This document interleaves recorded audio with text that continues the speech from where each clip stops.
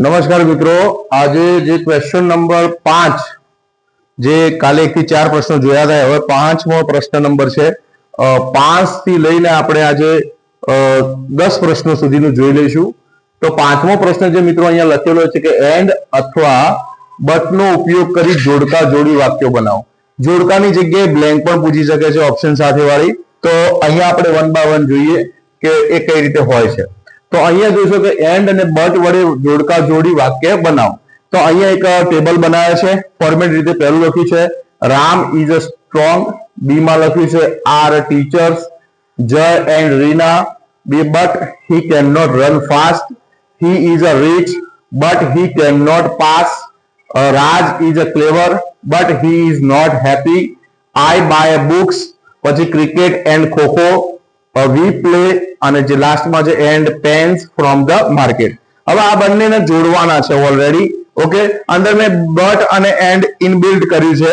તો why not આ રીતે ટેબલ કંઈક આપ્યો હશે ને એ રીતે જોડવાના વાક્યો પૂછાશે, અથવા બ્લેન્ક પણ પૂછી શકે બટ અને એન્ડ ઓપ્શનમાં આપીને. હવે તમને મને બધાને ખબર છે કે બટ છે એ વિરોધાભાસ દર્શાવે છે. રાઈટ નાઉ એક સમજીએ કે બટ છે, બટ એટલે પરંતુ થાય. થોડી સમજૂતી આપી દઉં. બટ એટલે પરંતુ. બંને વાક્યો વચ્ચે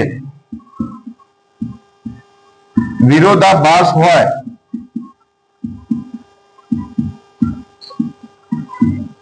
ત્યારે બટ વપરાય છે. આપણે ખ્યાલ આવી જાય. He is rich.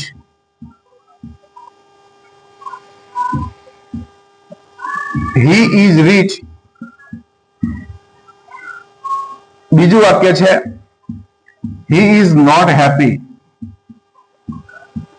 મિત્રો મારે અહીંયા બટ વાપરવું કે એન્ડ વાપરવું? તો આ વાક્યમાં જોજો પૈસાદાર છે પણ ખુશ નથી. ધેટ મીન્સ બંને વચ્ચે વિરોધાભાસ થયો એટલે બટ આવશે. he is a rich but he is not happy. Right. હવે સેમ ટુ સેમ પોઝિશનમાં જે બટ વપરાયું છે એની એ પોઝિશનમાં આપણે વાપરવું હોય તો શું આવશે? એન્ડ. તો એન્ડ એટલે શું થાય? એન્ડ એટલે અને થાય. Okay, keep in the mind. And એટલે અને. બે જુદા જુદા નામ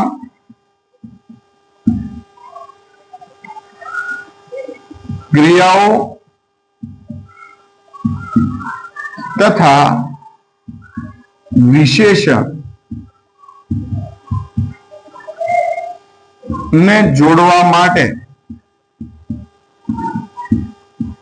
એન્ડ વપરાય છે. મતલબ ઉમેરો કરે, વિરોધાભાસ દર્શાવે નહીં. એક વાક્ય લખીએ છીએ, સિમ્પલ વસ્તુ છે. લેવલ 1 માં Ram is a teacher. Keep in the mind. Reena is a teacher. હવે આ વાક્યને જોડવું હોય તો કઈ રીતે બનશે? બંને નામ અલગ અલગ છે. પહેલા એન્ડ થી જોડાય છે. Ram and Reena are teachers થશે. એક વસ્તુ ખાસ યાદ રાખવાનું, અહીંયા આર થઈ જાય. બે અલગ અલગ નામ જોડાય એટલે, અને ટીચરની જગ્યાએ ટીચર્સ થશે. શું થશે? ટીચર્સ.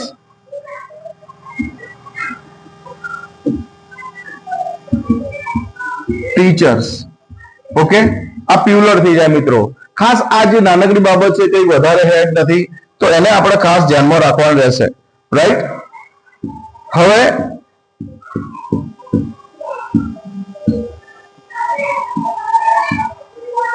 તો અહીંયા આપણે જોયું બટ. હવે આ જે ટેબલની વાત કરતો હતો હું કે એન્ડ અને બટ વડે જોડકા જોડી વાક્યો બનાવો. તો હવે વાક્ય બનાવી Ram is a strong but he can not run fast. Strong છે પણ દોડી શકતો નથી. Jay and Reena are teachers.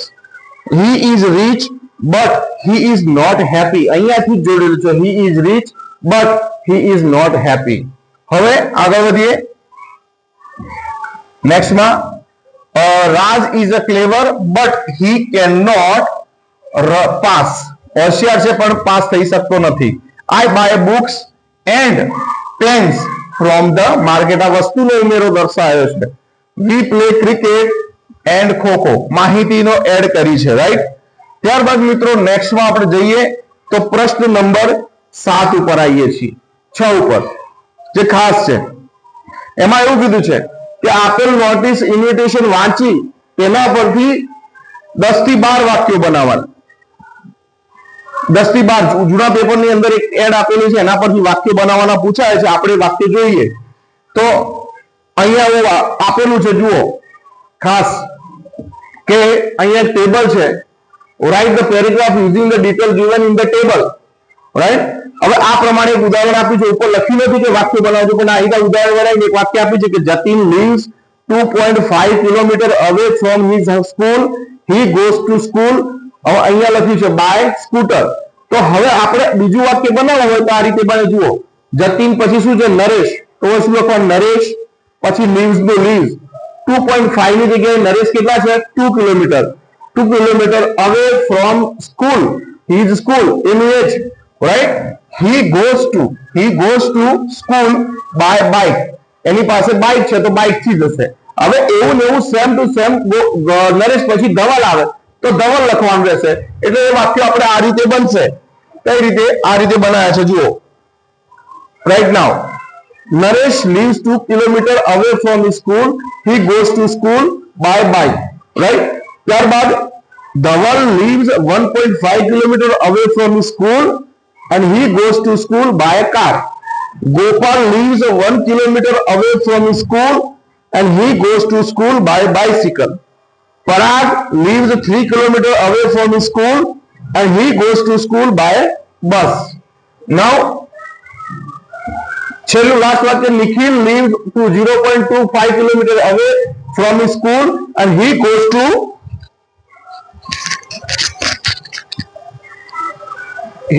to school on a foot. Keep in the mind. તો આ જે ટેબલ છે એ ફરી તમારે જોયો હોય તો જોઈ શકો છો, નોટ કરવો તો કરી શકો છો. રાઈટ નાઉ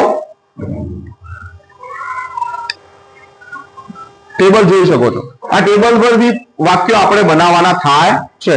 નરેશ જતીન, આ ડિસ્ટન્સ આપેલું છે, એનું ટ્રાન્સપોર્ટેશન આપેલું છે, રાઈટ. તો સિમ્પલ એક વસ્તુની અંદર આપણે સરસ રીતે વાક્ય બનાવી શકીએ છીએ. ત્યારબાદ નેક્સ્ટ ક્વેશ્ચન આવશે મિત્રો, એ છે 8મા નંબરનો, કે નીચે આપેલા વાક્યોમાંથી અતાર્કિક શબ્દ ચેકી વાક્ય ફરીથી લખો. તો એનું વાક્ય આપણે લખવું હોય તો આ રીતે થશે કે પ્રશ્ન વાક્ય બનાવી. અરે 7મો પ્રશ્ન છે, જસ્ટ 7મો પ્રશ્ન. હા, 7મો પ્રશ્ન બાકી છે. નીચે આપેલા ઉદાહરણ મુજબ પ્રશ્ન વાક્ય બનાવી તેના જવાબ આપો. ક્વેશ્ચન નંબર 7 બાકી છે. આપણે જોયું 6થો ઇન્વિટેશન પૂરું થયું. 7મો ઉદાહરણ પ્રશ્ન વાક્ય બનાવી તેના જવાબ આપવાના છે. તો એમાં છે કે જય રોટ અ સ્ટોરી. તો અહીંયા ક્રિયાપદનું ભૂતકાળ છે, તો આગળ શું લખાશે? ડીડ જય write a story? Yes he did આવશે. એ રીતે મોના સેલ્સ બુક્સ. તો આ સેલ્સ ક્રિયાપદનું બહુવચન છે, તો does Mona cell a books? તો યસ શી ડઝ. ઓકે, આ રીતે પ્રશ્ન વાક્ય બનશે. રાઈટ નાઉ આ રીતે આપણે પ્રશ્ન વાક્ય બનાવવાના છે અને એ રીતે યસ નો થી જવાબ આપવાનો છે.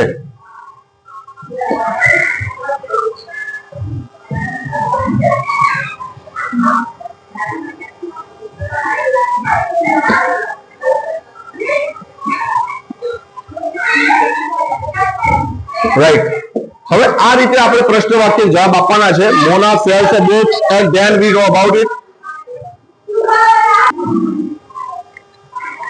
Reena is watching TV. તો હવે અહીંયા ઈઝ છે મિત્રો, તો ઈઝ ને આપણે આગળ લાવી રીના વોચિંગ ટીવી. હવે જવાબમાં આવશે યસ શી ઇઝ. નાથી જવાબ લખવો હોય તો નો શી ઇઝ નોટ. બંનેમાંથી એક જવાબ લખાવો, એ ખાસ યાદ રાખવાનું. Ram has 4 pens. અહીંયા હેઝ છે તો 10 થી પ્રશ્ન વાક્ય બનશે. ઘણા ખરા હેઝ નું હેઝ આગળ મૂકી દે, ગ્રામર રીતે રાઈટ નથી. તો does Ram have 4 pens? Yes he does. અને નો થી લખવું હોય તો નો હી ડઝ નોટ. ડઝન્ટ લખો તો બી ચાલે, ડઝ નોટ લખો તો બી ચાલશે. Keep in the mind. ત્યારબાદ મિત્રો નેક્સ્ટમાં આવશે 8મા નંબરનો પ્રશ્ન, નીચે આપેલા વાક્યમાંથી અતાર્કિક શબ્દો દૂર કરી વાક્ય ફરીથી લખો. તો એના માટે આપણે ખાસ ધ્યાનમાં રાખવાનું છે કે નીચે આપેલા વાક્યમાંથી અતાર્કિક શબ્દો દૂર કરી વાક્ય ફરી લખો. she sang loudly quietly in the library. તો she sang loudly in the library. આ loudly quietly ની જગ્યાએ તમારે એકલો શબ્દ આવશે loudly. Okay, he climbed up down. down ને up બંને શબ્દ છે. the tall tree. હવે તમને મને બધાને ખબર છે કે climbed up જ થવાય, down થવાય નહીં. ક્લાઇમ્બ અપ થવાય, ઉપર જવાય, નીચે ન જવાય. ઓકે, તો અપ જ જવાબ આવે ક્લાઇમ્બ સાથે, એટલે અપ શબ્દ આવશે. ઓકે, સેકન્ડ, એના પછી પ્લીઝ ક્લોઝ યા ઓપન ધ વિન્ડો. તો કોઈકને આપણે વિનંતી કરીને કહેતા હોય તો બારી બંધ કરવા કહીએ છીએ, તો ક્લોઝ ધ વિન્ડો આવશે, ઓપન શબ્દ નહીં આવે. The small elephant was huge. અહીંયા સ્મોલ એલિફન્ટ વોઝ હ્યુજ હોઈ શકે નહીં, એટલે આવશે જવાબ ધ એલિફન્ટ વોઝ હ્યુજ. હવે મિત્રો 9મા નંબરનો પ્રશ્ન આવશે, કાવ્ય વાંચી પ્રશ્નોના જવાબ આપો. તો એમાં ખાસ આપણે યાદ રાખીશું કે કાવ્ય વાંચી પ્રશ્નોના જવાબ. હવે આમાં કાવ્ય આપેલું છે, right? In the heart of the seed buried deep, so deep, a dear little plant lazy fast asleep, wake said the sunshine and creep to the light, wake said the voice of the raindrop bright. તો મિત્રો ખાસ ધ્યાન આપવાનું છે. પ્રશ્ન WSC છે, where was the little plant asleep? તો little plant was asleep in the heart of a seed buried deep. આ રીતે આખું સેન્ટેન્સ લખવાનું રહેશે, કારણ કે 8મા પછી 9મા વિદ્યાર્થી જાય છે ત્યારે કવિતા ઉપરથી પ્રશ્નો લખવામાં બહુ તકલીફ પડે છે. આવા એકાદ બે મહાવરા કર્યા હોય તો આઈડિયા આવે. Who wakes up the plant? The sunshine and the voice of the raindrop wake up the plant. Rhyming word છે લાઇટ નો અને ડીપ નો. તો લાઇટ નો બ્રાઇટ અને ડીપ નો asleep અથવા creep થશે. Creep to the light. Who saved these words? The sunshine saved these words. Where was the seed buried? The seed was buried deep. Okay, અને last જે question છે મિત્રો, છેલ્લો પ્રશ્ન જે પૂછાય છે એ છે પેરેગ્રાફ રાઇટિંગ. એસે પૂછાય છે, રાઈટ? તો અહીંયા તમે છેલ્લો પ્રશ્ન જો એ લખેલો છે 10મો પ્રશ્ન કે નીચે આપેલા શબ્દોના આધારે 10 વાક્યો લખો. તો અહીંયા તમે જોશો કે માય સ્કૂલ આપેલું છે, તો માય સ્કૂલ ઉપર આપણે 10 વાક્યો બનાવવાના છે. ઓનલી ફોર 10 સેન્ટેન્સ, 10 વાક્યો. પહેલું વાક્ય શું? તો કે આઈ એમ અ સ્ટુડન્ટ ઓફ સરસ્વતી વિદ્યાલય જગ્યાએ પોતાની સ્કૂલ નામ. It is a big. Okay, પછી they are sincere and the hard working student in our school. Our principal strict but kind. There is a huge library in my school. આ રીતે short sentences 10 20 જેવા વાક્યો લખી અને આપણે બનાવીએ તો એકદમ પેપર સ્ટાઇલની ઈઝી બની જાય. Okay, I hope you understand very well about this topic. Thank you very much.